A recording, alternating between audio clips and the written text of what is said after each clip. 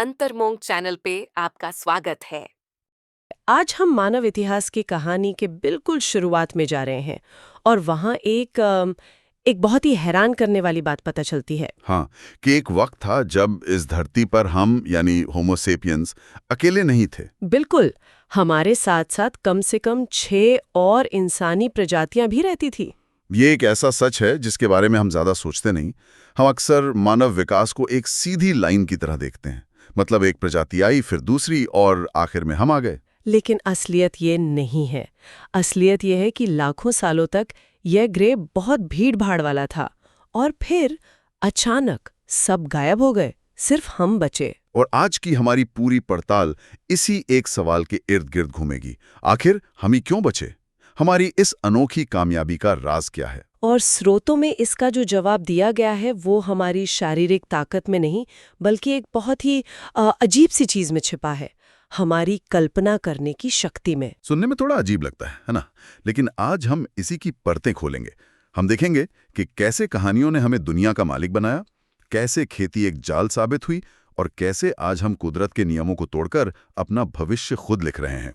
चलिए शुरुआत करते हैं एक दिलचस्प नंबर से, 150। हाँ, रिसर्च बताती है कि इंसान स्वाभाविक रूप से करीब 150 लोगों के समूह में ही एक दूसरे पर भरोसा कर सकता है और मिलकर काम कर सकता है। इससे बड़ा समूह होते ही तालमेल टूटने लगता है। एक मिनट, अगर हम सिर्फ 150 लोगों के समूह में ही ठीक से काम कर सकते हैं तो फिर ये हजारों लोगों के शहर कैसे बने, करोड़ों लोगों के देश कैसे बने? यही तो सवाल है और इसका जवाब है हमारा गुप्त हथियार, कल्पना, फिक्शन। स्रोत बताते हैं कि बड़ी संख्या में अजनबी लोग एक साथ मिलकर तभी काम कर सकते हैं जब वे किसी एक साझा कहानी पर यकीन करते हों। साझा कहानी? जैसे कि धर्म। दो कैथोलिक जो कभी नहीं मिले, वे एक साथ धर्म युद्ध पर जा सकते हैं क्योंकि वे ईश्वर की एक ही कहानी में विश्वास करते हैं। या फिर राष्ट्र। हाँ, 2 भारतीय सैनिक जो एक दूसरे को नहीं जानते, वे सीमा पर एक दूसरे के लिए जान दे सकते हैं क्योंकि वे भारत नाम की एक साझा कहानी में यकीन करते हैं। बिल्कुल। और ये सिर्फ धर्म या राष्ट्र तक सीमित नहीं है। कंपनियां, पैसा, मानवाधिकार, ये सब क्या हैं? मतलब पिजो जैसी कंपनी वो कोई बिल्डिंग या लोग नहीं है, वो भी एक कहानी है। हाँ, वो वकीलों द्वारा बनाई गई एक कानूनी कहानी है जिस पर हम सब ने सामूहिक रूप से विश्वास कर लिया है। भगवान, राष्ट्र, पैसा, कानून, इनमें से कुछ भी हमारी कल्पना के बाहर मौजूद नहीं है। और यही वो चीज थी जो हमारे और नियांडरथल के बीच का सबसे बड़ा अंतर था। सही कहा। स्रोत एक दिलचस्प तुलना करते हैं। अगर 100 सेपियंस और एक नियांडरथल की आमने सामने की लड़ाई होती तो शायद ज्यादा ताकतवर नियांडरथल जीत जाता। लेकिन अगर 100 सेपियंस और 100 नियांडरथल की लड़ाई होती तो नियांडरथल का कोई चांस नहीं था। क्यों? ऐसा क्यों? क्योंकि नियांडरथल एक दूसरे को बता सकते थे कि देखो वहां एक शेर है, सावधान। लेकिन वो ये नहीं कह सकते थे कि अगर तुम मेरे साथ मिलकर उस शेर को मारोगे तो हमारे महान पूर्वजों की आत्मा तुम्हें स्वर्ग में जगह देगी। अच्छा, वे ऐसी कहानियां ने गढ़ सकते थे। और इस क्षमता के बिना वे कभी भी बड़ी संख्या में लचीले ढंग से सहयोग नहीं कर पाए। हम कर पाए और हमने दुनिया जीत ली। तो कहानियों ने हमें दुनिया पर छाने में मदद की। इसके बाद तो सब कुछ बेहतर ही हुआ होगा ना, जैसे कि कृषि क्रांति। लेकिन स्रोतों में इसे इतिहास का सबसे बड़ा धोखा कहा गया है। ये तो पूरी तरह से उल्टी बात है। ये वाकई चौंकाने वाला है। हमें हमेशा सिखाया गया है कि खेती एक महान आविष्कार था। लेकिन अगर हम एक औसत किसान की जिंदगी की तुलना एक शिकारी संग्राहक से करें तो किसान की जिंदगी ज्यादातर मामलों में बदतर थी। बदतर कैसे? उनके पास तो अपना उगाया हुआ अनाज था, एक जगह घर था। हाँ, लेकिन उस अनाज पर निर्भरता बहुत ज्यादा थी। गेहूं और चावल जैसे अनाजों पर आधारित आहार में जरूरी विटामिन और खनिजों की भारी कमी थी। दांत खराब हुए, बीमारियां बढ़ीं। और एक ही फसल पर निर्भर होने का मतलब था कि अगर सूखा पड़ गया तो पूरा का पूरा गांव भुखमरी का शिकार हो जाता था। ऊपर से एक जगह टिककर रहने से गंदगी और बीमारियां ज्यादा तेजी से फैलती थीं और हिंसा भी बढ़ी। हाँ, स्रोतों में जिक्र है कि शुरुआती कृषि समाजों में लगभग 15% मौतें इंसानी हिंसा की वजह से होती थीं। तो कुल मिलाकर कृषि क्रांति ने ज्यादातर लोगों के लिए ज्यादा मेहनत, खराब खाना और ज्यादा चिंता पैदा की। एक तरह से ये एक जाल था। तो फिर सवाल उठता है कि हमने ये सौदा किया ही क्यों? अगर जिंदगी बदतर हो रही थी तो हमने शिकार छोड़कर खेती क्यों शुरू की? क्योंकि हम विकास के नजरिए से सोच रहे थे, न कि खुशी के।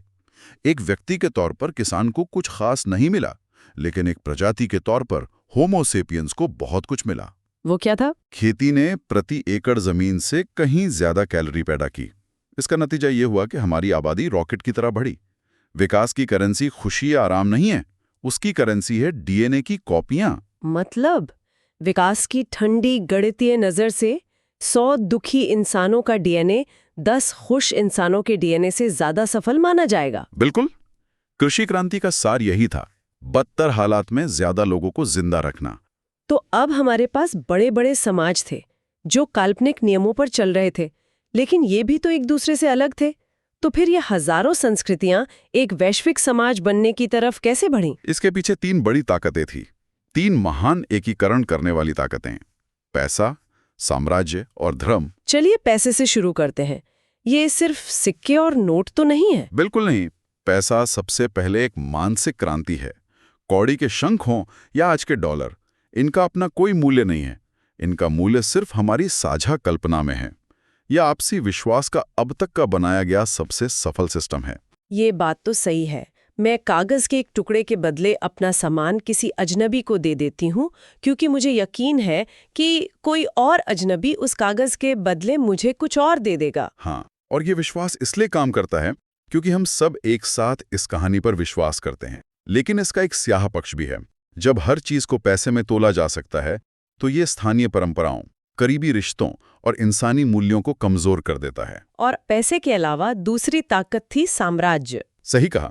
साम्राज्यों ने अक्सर क्रूरता के दम पर अलग अलग लोगों को एक ही राजनीतिक व्यवस्था के नीचे ला खड़ा किया, लेकिन अनजाने में उन्होंने विचार, तकनीक और कानून को दूर दूर तक फैलाया, जिससे एक ज्यादा एकीकृत दुनिया की नींव पड़ी। और तीसरी ताकत थी धर्म। हाँ, लेकिन सिर्फ कोई भी धर्म नहीं, बल्कि सार्वभौमिक और मिशनरी धर्म, जैसे ईसाई धर्म, इस्लाम और बौद्ध धर्म।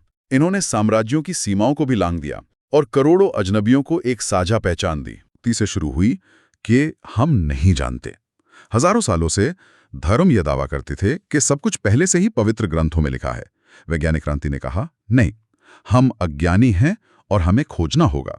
इसी खोज ने हमें औद्योगिक क्रांति दी और उसने हमारे जीने का तरीका ही बदल दिया, खासकर समय को लेकर हमारा नजरिया। बिल्कुल। खेती के युग में जीवन सूरज और मौसम के हिसाब से चलता था, लेकिन फैक्ट्री को सूरज से नहीं, टाइम टेबल से मतलब था। पहली बार इंसानी जीवन को मिनटों और सेकंडों में नापा जाने लगा। और ये मानकीकरण फैक्ट्री से निकलकर स्कूलों, अस्पतालों और हमारे घरों तक पहुंच गया। अब हम सब घड़ी के गुलाम हैं। हाँ, और इस आधुनिक युग का एक और गहरा असर हुआ है, परिवार और समुदाय का टूटना। वो कैसे? पिछले सिर्फ 200 सालों में राज्य और बाजार ने परिवार और समुदाय की पारंपरिक भूमिका छीन ली है। पहले शिक्षा, स्वास्थ्य, सुरक्षा, इन सब का जवाब था परिवार या गांव। और अब इन सब का जवाब है सरकार या इंश्योरेंस कंपनी। सही कहा। हमें आजादी तो मिली, लेकिन हम ज्यादा अकेले हो गए हैं। व्यक्ति का उदय हुआ है, लेकिन साथ ही एक गहरा अकेलापन भी आया है। और ये हमें हमारी कहानी के आखिरी और शायद सबसे चौंकाने वाले हिस्से पर ले आता है, होमो सेपियंस का अंत। ये सुनने में बहुत नाटकीय लगता है। इसका क्या मतलब है? इसका मतलब है प्राकृतिक चयन का अंत। लगभग 4 अरब सालों से इस ग्रह पर जीवन एक ही नियम से चल रहा था, नेचुरल सिलेक्शन। लेकिन अब पहली बार हम इस नियम को तोड़ने जा रहे हैं। हम इसे कैसे तोड़ रहे हैं? हम प्राकृतिक चयन की जगह ले रहे हैं बुद्धिमान डिजाइन से, इंटेलिजेंट डिजाइन। बस फर्क यह है कि ये डिजाइन किसी भगवान का नहीं, हमारा अपना होगा। हम भविष्य में जीवन को डिजाइन करेंगे। स्रोत इस बारे में क्या बताते हैं? वे 3 संभावित दिशाएं बताते हैं। पहली है जैविक इंजीनियरिंग, मतलब किसी जीव के डीएनए में जानबूझकर बदलाव करना। अच्छा, और दूसरी? वो है साइबॉर्ग इंजीनियरिंग, यानी जैविक और गैर जैविक हिस्सों को मिलाना, जैसे अपने दिमाग को सीधे इंटरनेट से जोड़ना। और तीसरी? वो सबसे क्रांतिकारी है, अकार्बनिक जीवन का इंजीनियरिंग, यानी पूरी तरह से कोड से बनी आर्टिफिशियल इंटेलिजेंस बनाना जो स्वतंत्र रूप से सोच सके और विकसित हो सके। ये तो बहुत डरावना लगता है। क्या इसका मतलब है कि भविष्य में मानवता ही बट जाएगी? ये इसका सबसे बड़ा खतरा है। ये तकनीक इतिहास का सबसे असमान समाज बना सकती है। भविष्य में जेनेटिक इंजीनियरिंग की मदद से एक सुपरह्यूमन अमीर वर्ग का उदय हो सकता है जो बाकी मानवता से उतना ही अलग होगा जितना हम निएंडरथल से हैं। तो हम एक ऐसी विलक्षणता, एक सिंगुलैरिटी के करीब पहुंच रहे हैं जहां इंसान होने का मतलब ही बदल जाएगा। बिल्कुल। भविष्य के मालिक हमसे इतने अलग हो सकते हैं कि हम उन्हें समझ भी ना पाएं।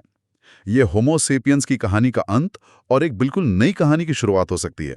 तो इस पूरी कहानी को समेटे तो हमने कल्पना की शक्ति से दुनिया जीती, कृषि के जाल में फंसे और फिर पैसा, साम्राज्य और धर्म की ताकतों ने हमें एक कर दिया।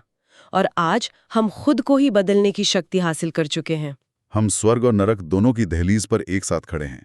इतिहास ने अभी तक ये तय नहीं किया है कि हमारा अंत कहाँ होगा। जैसे ही हम प्राकृतिक चयन के 4 अरब साल पुराने नियमों को तोड़ते हैं, असली सवाल ये नहीं है कि हम भविष्य में क्या करने में सक्षम हैं। तो फिर असली सवाल क्या है? असली सवाल ये है कि हम भविष्य में क्या बनना चाहते हैं। हम कौन से नए नियम लिखेंगे। होमो सेपियंस की कहानी शायद खत्म होने वाली है, लेकिन इसका अगला अध्याय शायद किसी और के द्वारा लिखा जाएगा। इसी सोच के साथ आज इस गहरी पड़ताल को यहीं रोकते हैं। अगर ये बुक समरी आपको पसंद आई है तो प्लीज इस वीडियो को लाइक करें और हमारे चैनल को सब्सक्राइब करें। धन्यवाद।